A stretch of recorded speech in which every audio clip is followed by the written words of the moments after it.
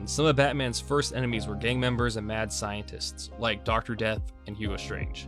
A lot of that changed, however, when Batman got his very own comic book title the following year, 1940, which saw the introduction of his most famous villain, the Joker. He was an insane, murderous clown who would use his aptitude in science to leave his victims with a Joker-like grin, and simply wanted to spread terror across Gotham.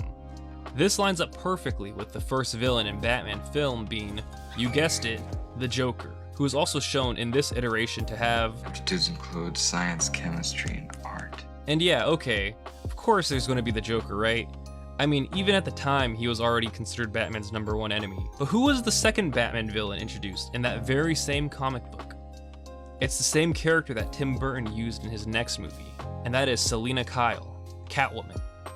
I find this progression very interesting, because they could have literally picked any villain from Batman's, at the time, 50-year history.